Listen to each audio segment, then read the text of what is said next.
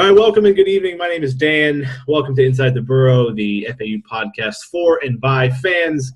My name is Dan, known as FAU for Show on FAUOwlsNest.com. I'm here with Scott, Owl Family, and Aaron, USMC Owl. Today, whenever you're watching this, we are going to talk about the heartbreaking loss to Middle Tennessee. Kind of go over some talking points about Old Dominion. Then we have some coaching rumors that we're going to address. So to start out, guys, this was. Well, I mean, how many times can we lose the same way? Kind of a last-second thing. We lost 35-34. What was it? It was 4th and goal from the 12 when Middle Tennessee's quarterback Grammer found Marcus Henry for the touchdown with 19 seconds left. We led for basically we basically led for everything but 19 seconds. And so that was a pretty crushing loss. Kind of the same old thing. We gave up in a lot of the losses this year. We kind of gave up those one or two big plays that cost us the game. That the big run that we gave up to how many? We must hold the record for most 50-plus runs given up for against us. So that was pretty tough. That was a little disheartening. I'm going to be honest. I was following the game along on my phone and on the computer. I was doing family stuff around here. So, I was able to catch the, unfortunately, last little bit of the trying to kill the clock on our part and the Middle Tennessee drive. And I hate to say it. And I got hammered on it by OC40 on the net, but as a coordinator, I know you're trying to kill time, get the first down, and basically seal the game. But, it's a 50-50 chance. No matter what play you call, you can end up being the hero or the GOAT. And I hate to say it too many times this season, we're being the GOAT in trying and play-making decisions. So, I watched, actually, this was first time in a long time I've actually watched kind of wire to wire.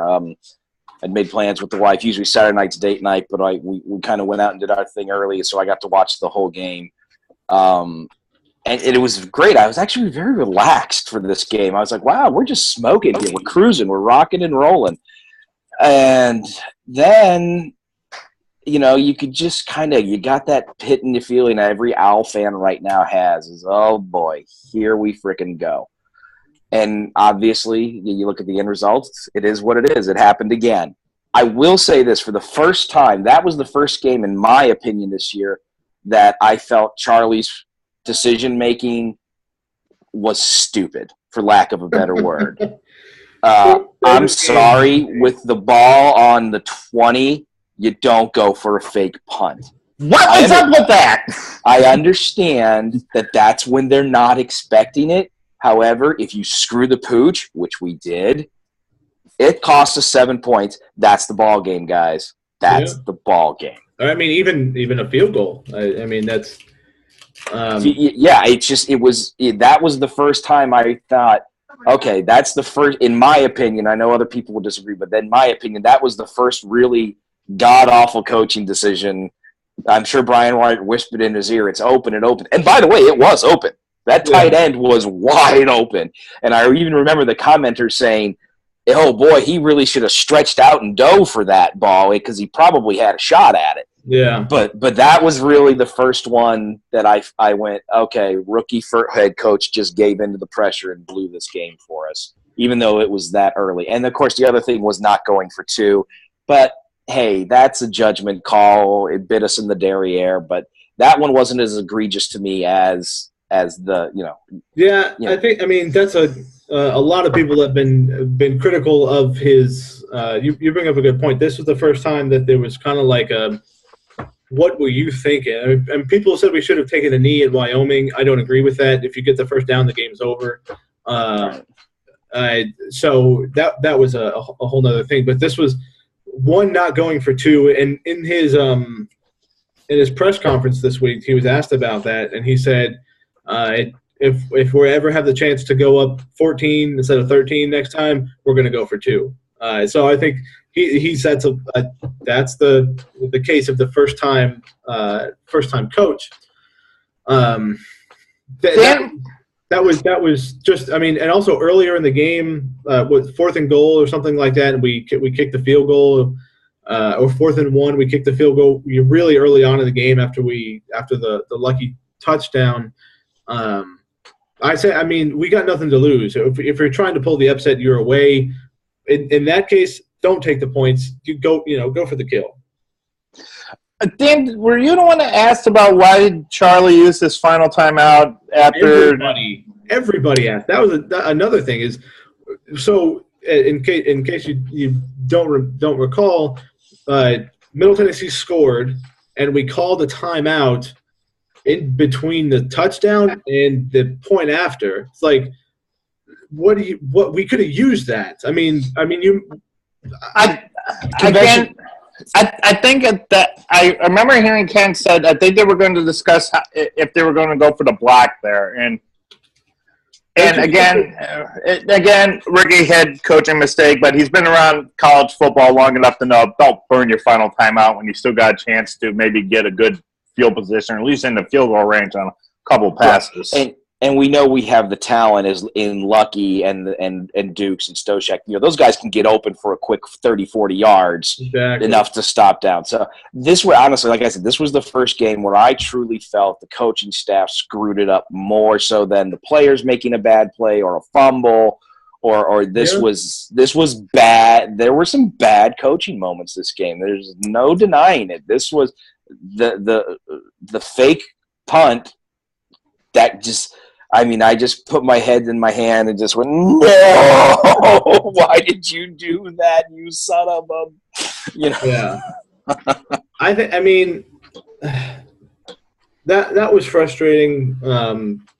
Another frustrating thing, again, is our rushing defense. We gave up another career high in rushing. Their running back had like 175 yards rushing, career highs. Like, how many times this season have we given up a career high in rushing? Now, and I'm going to show some of my lack of knowledge here. Isn't it sort of the linebacker's job to sort of come in and plug those holes? And haven't we been kind of shallow at linebacker? We've been a shallow. Oh. Hello? I think we just lost Aaron. We lost Aaron. Aaron will get back to us. But I think that we're so thin at defensive line and extremely thin at linebacker. Those are basically the run stoppers. But the defensive line couldn't get any pressure, and the defensive line. I mean, their offensive line was just pushing our defensive line back, just like picking them up and carrying them to, 4 or 5 yards down the field. So that was another disappointing. I saw another thing that we lost. This is our 5th game that we lost by 4 points in the last 20 games. It's like that right there is the ball bouncing one way or the other, and our record is 4 games better. Mm-hmm. I agree wholeheartedly. They're tough losses. Wyoming was a tough loss. This was a tough loss. UAB was it just sometimes you just go down as an Owl fan right now. I think we're all accustomed to it.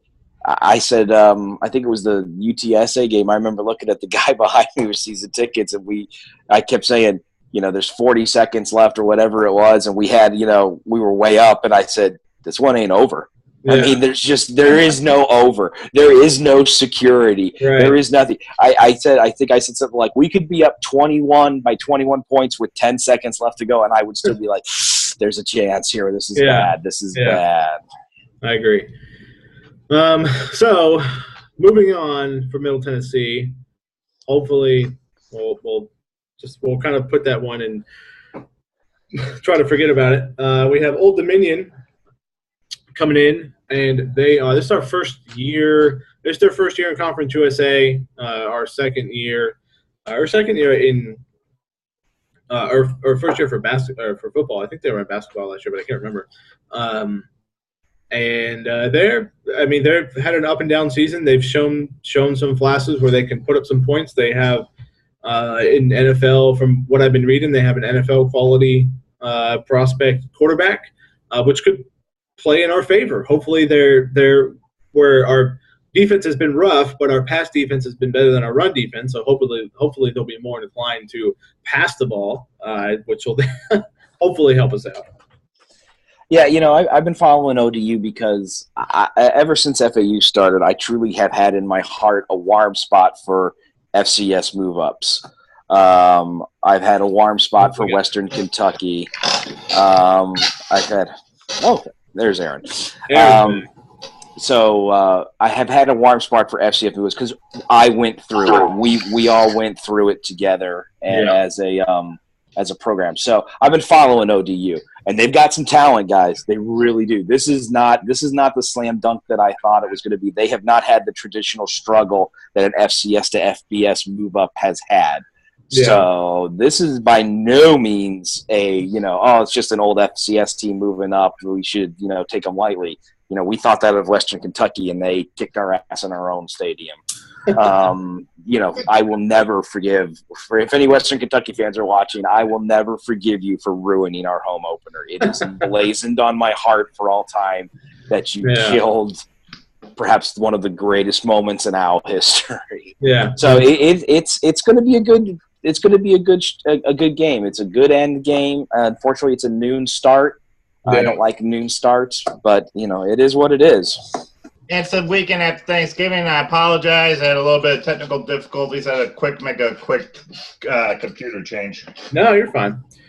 The noon start. I don't think there's not going to be many students there because it's Thanksgiving break. It's a noon game. Noon games are always less attended.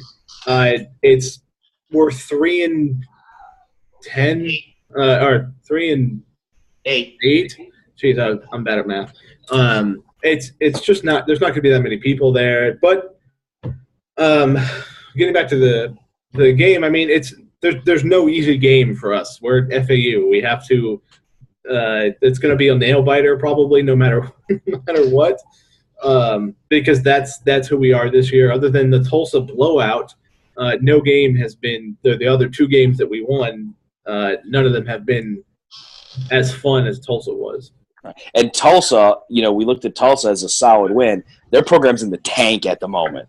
So, I mean, traditionally Tulsa was for CUSA was a strong program, much like Southern Miss had traditionally been a very strong program, one of the bellwethers of the conference. And they're god awful. So that win just sort of is like Hoobastank. It's just icky. It's like, wow. Who didn't beat Tulsa this year? Right. Also lost a lot of veteran leadership too to graduation too, and that they're like you said, they're struggling, which is surprising. Yeah, that kind of leads me to my next point. This being senior day, we're going to say goodbye to a couple notable: Andre Kirk, Damian Parms, Dijon Smith. A lot of our starters on defense. Offense, who are we losing? Losing William Dukes, De Leon, I believe. I think Lucky's gone too, and Lucky as well.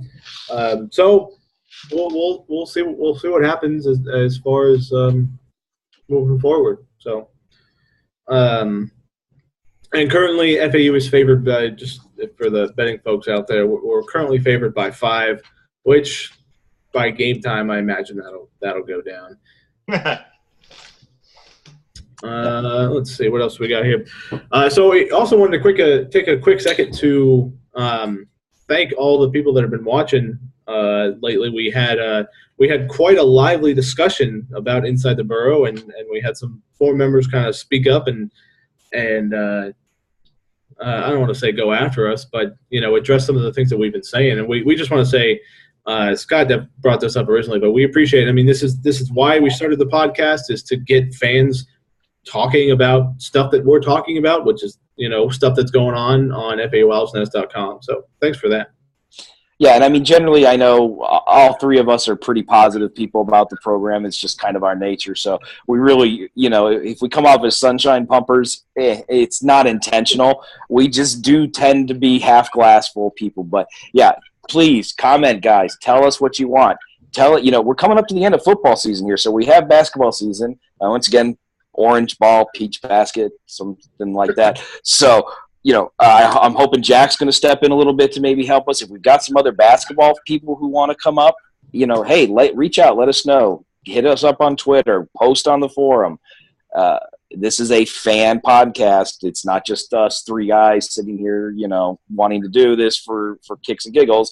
We want to do it for fans. So if there's somebody who wants to come on, please let us know. Let us know your thoughts. We do truly appreciate you're watching us, and it's almost humbling to realize that, my God, somebody's actually watching us. I agree. I totally agree, and I want to thank Jack for stepping in and actually giving us a voice within the student body itself. Yeah, because we're old. We're old people. I mean, there's no denying that. I'm a former student, recently removed, but I mean, Jack's that young guy who's kind of like at the massive college. Or not massive, at the college age, and he actually got a real comment and positive comment, and so do we from a fellow student that's a member of the board. So I mean, having Jack on has been a real success. One of the things that, and kind of to wrap up this point, is we were thinking I was thinking of doing a program, possibly a podcast that would maybe be live, and it would be more involved with more users. And so we're going to kind of do probably maybe a little bit longer show as football season wraps up. We've got some stuff still to talk about, but we're going to be wrapping things up, and we might do a little bit longer show. So if you want to be involved with that, you can hit us up at Inside the Burrow, or just do it on the forum. So kind of to wrap things up. Here in the next couple of minutes, I noticed last night that Andrew Irvins posted a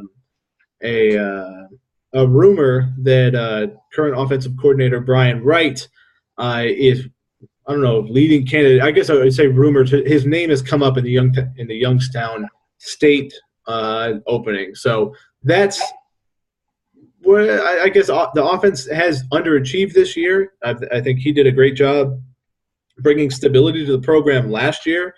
But I don't know if I would be, I guess maybe I would be impartial to him leaving. I'd be excited to see who we could bring in, but I'd be kind of sad because he did kind of bring stability to the program.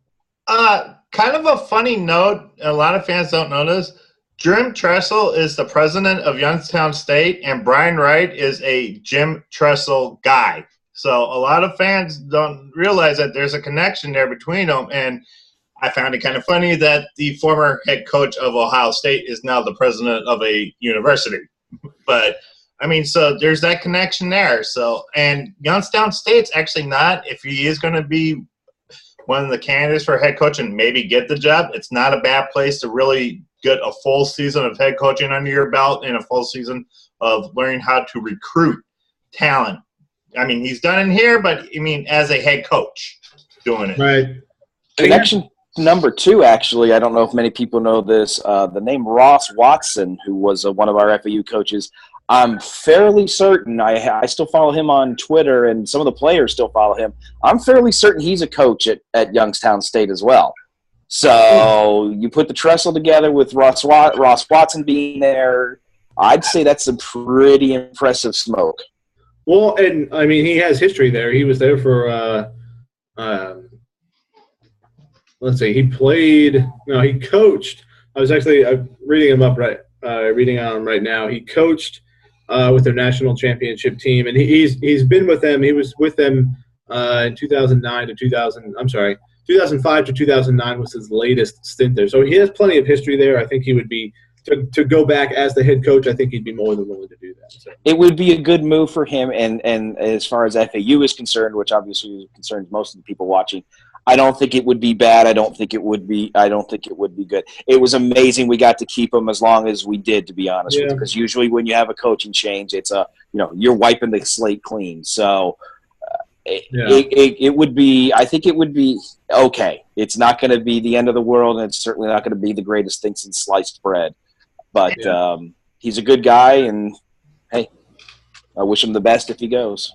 I think we'll definitely we'll check it out. We'll definitely keep you guys informed.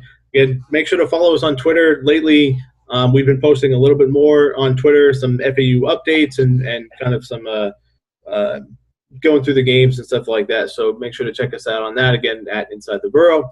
And I think that about does it for tonight, unless you guys have anything else to say. Just a happy Thanksgiving to everybody out there. Be safe if you're traveling this weekend. So. Yep, ditto for me. Enjoy yourself. Be careful. Hopefully, most people, if you can get to the game, please do. I have a feeling it's going to be sparse, but as always, I'm not even going to do a prediction. I think it's pointless at this point. Season's basically over. We're going to turn to recruiting and go on from there. But as always, Owls up. All right. Thanks, guys. Like always, you can check us out on YouTube at the FAU Owls Nest YouTube page. If you want to check us out there, you can subscribe there. This will also be posted to the podcast part of the forum at FAUOwlsNest.com. So for Scott and Aaron, again, my name is Dan, FAU for show. Have a great night and happy Thanksgiving.